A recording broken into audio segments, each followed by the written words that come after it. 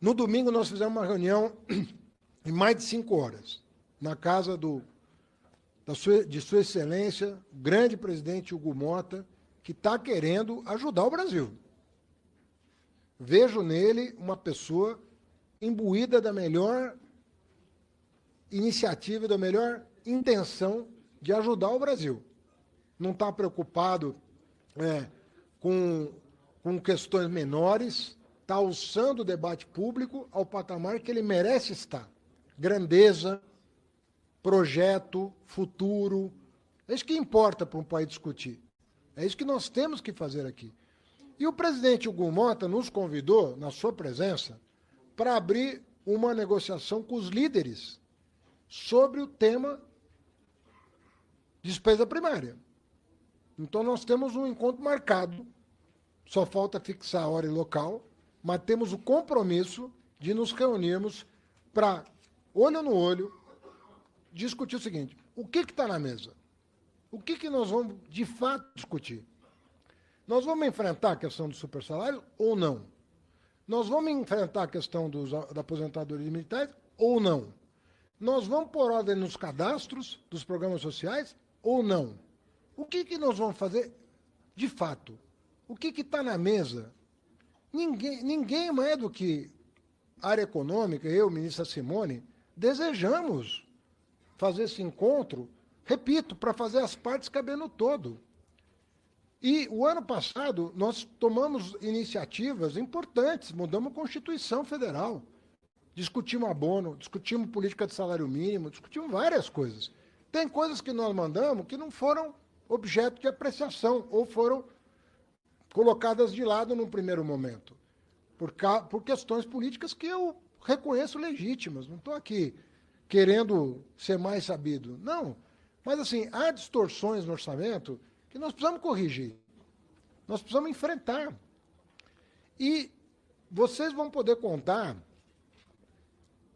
com o governo com a melhor disposição de enfrentar esse debate. Eu não tenho problema nenhum em enfrentar esse debate. Eu dei um dado na casa na residência oficial do presidente Hugo Motta, dizendo o seguinte: pelo IBGE, nós temos 300 mil pescadores artesanais. Tem 1 milhão e 900 requerimentos sendo processados no Ministério. Alguém está querendo cortar direito? Não, nós não estamos querendo. Nós queremos a saúde do programa social. Quanto mais saudável ele for, mais perene ele vai ser. Porque vai chegar um momento em que ele vai ser demonizado, justamente por falta, né, de critérios próprios para que aquilo funcione adequadamente. Nós queremos que o Estado brasileiro funcione adequadamente. Agora, se nós pudermos fazer essa reunião, e era o 4º ponto da nossa pauta, nós discutimos decreto do IOF, sobretudo o risco sacado, que foi considerado excessivo pelos parlamentares, discutimos a questão do imposto de renda sobre títulos isentos, sobre bancos, sobre BETs. Está chegando a medida provisória que é exatamente com o que foi discutido, não entra em vigor agora, entra em vigor o ano que vem. Então, durante a sua tramitação, nós vamos poder calmamente explicar os números para submeter à autoridade de Vossas Excelências. Discutimos o gasto tributário, também houve um avanço em relação ao gasto tributário, que vai bater 800 bilhões de reais esse ano. Nós temos hoje a DIRB. A DIRB é um avanço extraordinário do ponto de vista público. Nós abrimos a caixa preta do orçamento. Hoje o contribuinte declara quanto não pagou na DIRB. E quanto ele pagou está protegido por sigilo.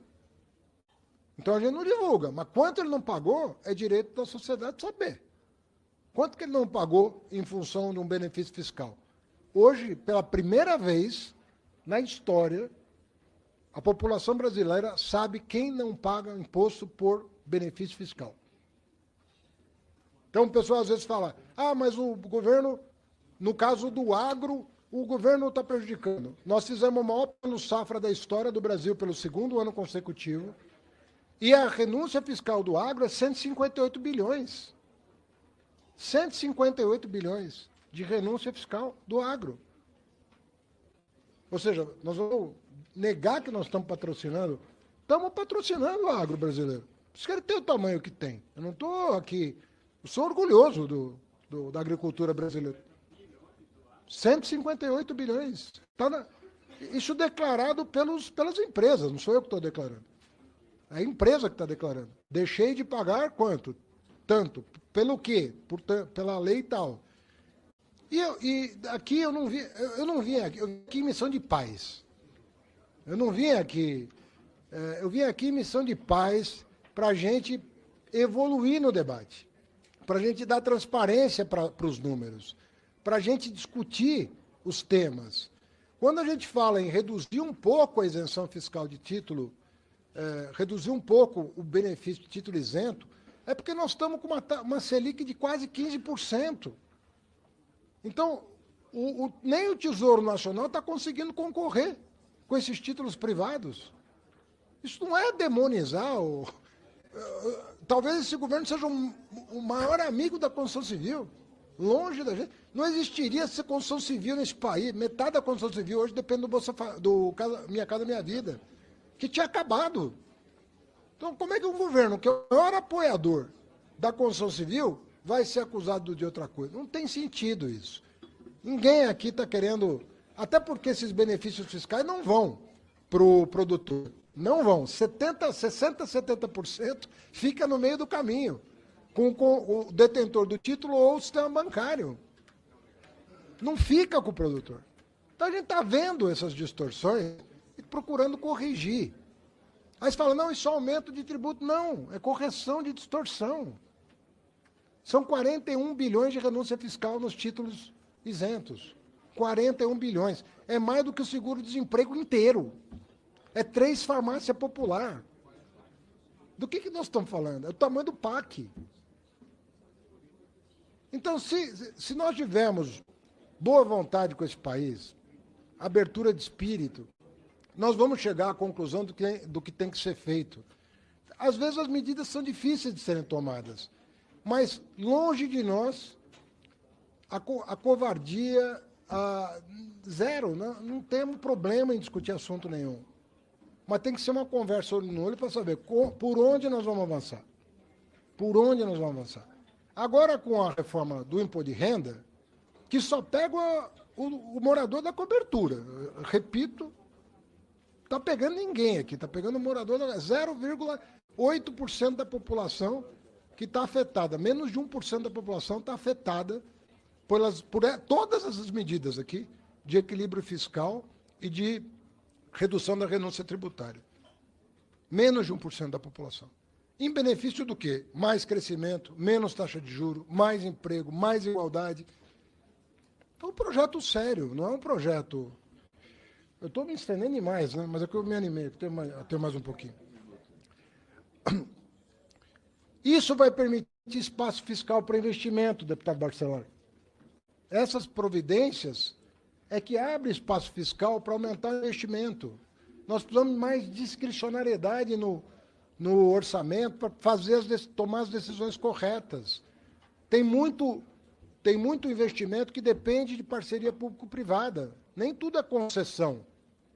Tem coisa que depende de orçamento público. Né? Tem investimentos que a iniciativa privada não tem interesse. E nós temos que fazer. O que puder ser feito pela iniciativa privada, tanto melhor.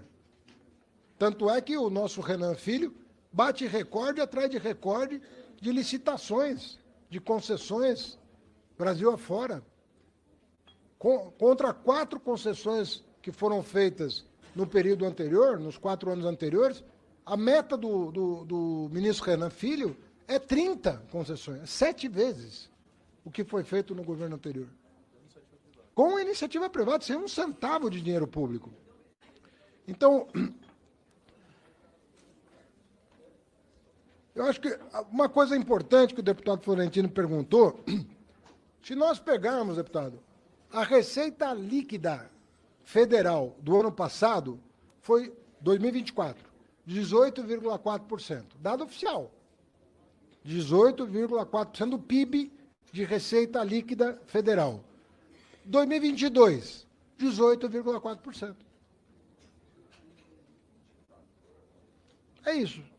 E eu sempre disse o seguinte, se nós não voltarmos ao patamar de arrecadação do período áureo do Brasil, e se nós não controlarmos a despesa também para trazer para o patamar desse mesmo período, se nós não fizermos essas curvas de despesa e receita cruzarem novamente, para abrir um espaço para um superávit primário que pode ser construído no tempo, e o ano que vem, quero dizer isso para vocês, esse menino aqui, Dario Durigan, com toda a equipe do planejamento e da Fazenda, me deram a notícia de que se essas medidas forem aprovadas, eu garanto a meta fiscal do ano que vem, que vai ser o primeiro superávit primário estrutural de muito tempo.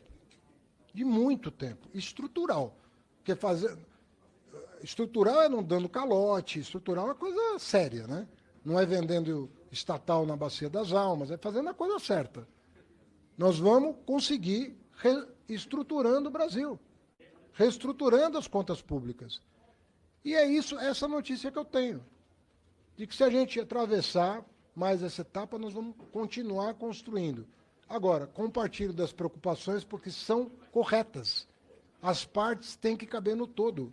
E para isso acontecer, nós precisamos ir para a mesa e saber o que politicamente o Congresso está disposto a enfrentar, com o apoio da... Como fizemos na reforma tributária. Nós demos suporte técnico para o Congresso avançar, e o Congresso avançou. Então, nada pode deter esse parlamento se ele quiser enfrentar esses temas que são importantes para a saúde financeira do país. Senhor presidente, Obrigado, ministro. presidente. E você, o que pensa sobre isso? Deixe sua opinião nos comentários. Sua participação enriquece o debate. Compartilhe este vídeo com quem se interessa por temas que impactam a nossa sociedade. E não se esqueça de se inscrever no canal para continuar recebendo conteúdo sério, direto e comprometido com o interesse público. Aqui, o fato é público. Obrigado e até a próxima.